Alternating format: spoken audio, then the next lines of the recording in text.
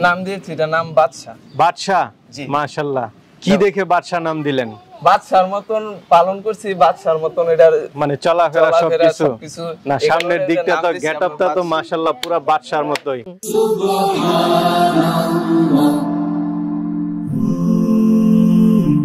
Glory be to Allah.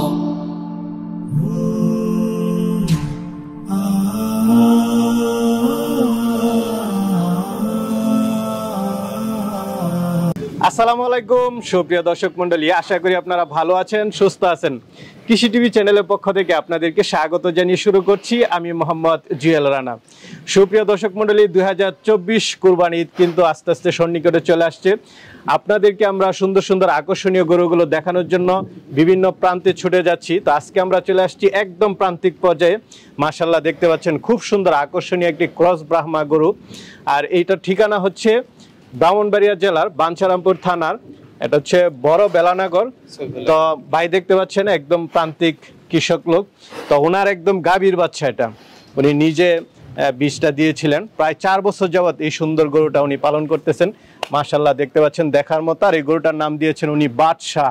তো আজকে আপনাদেরকে আমরা এই বাদশাটা একটু দেখাবো, এটার ওজন কেমন আছে, উনি কত টাকা দাম চাচ্ছেন, কিভাবে এটি লালন পালন করেছেন, সেই বিষয়গুলো জানার চেষ্টা করব। পুরোটা সময় জুড়ে আপনারা আমাদের সাথেই থাকুন। আসসালামু আলাইকুম। ওয়ালাইকুম সালাম।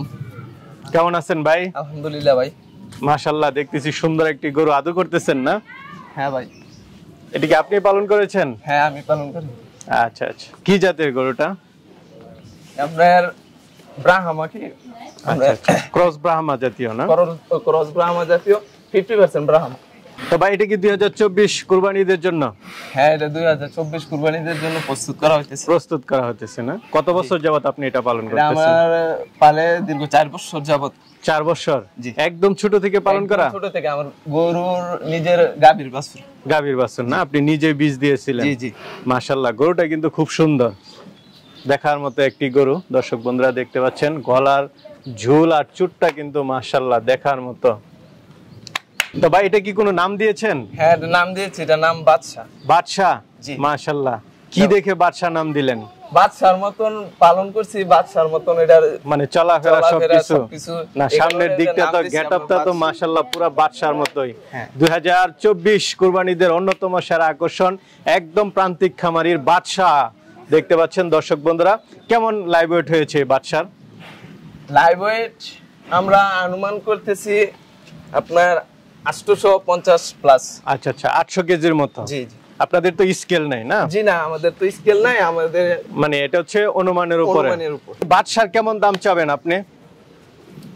বাচ্চার দাম কেউ নিলে আসলে বাড়িতে আসলে এভাবে আপনার কোনো দাম টাম আমরা এখনো দেখাইনি। না, এর আগেও তো আপনার অনেকটা দামাদামি হয়েছে। তো আপনার কেমন ইচ্ছা যে আপনি কেমন হলে এটা ছাড়বেন 2024-এ? আপনার 2024-এ এটা 7 লক্ষ টাকা দাম ছিল। 7 লাখ টাকা?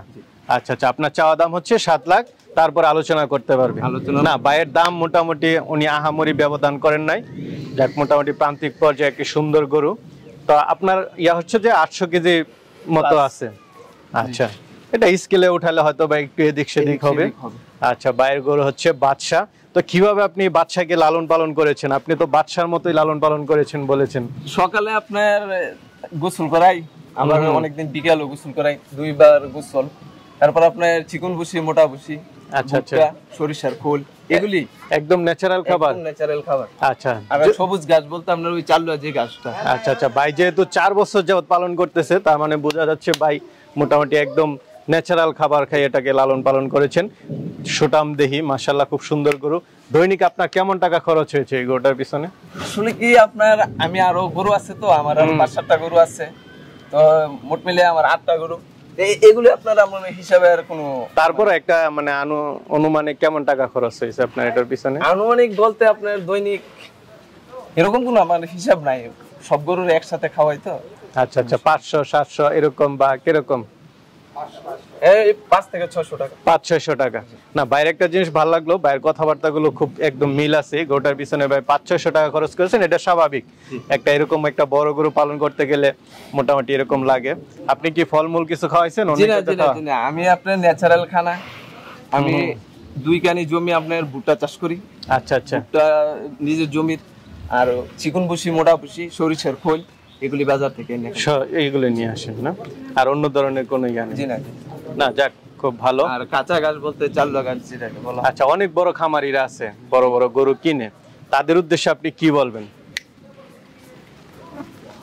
তাদের উদ্দেশ্যে বলবো, যদি কেউ আপনাদের ভিডিও দেখে ভালো লাগে, জয় পছন্দ করে, তাহলে দাম দর করে আসে নিতে পারবে।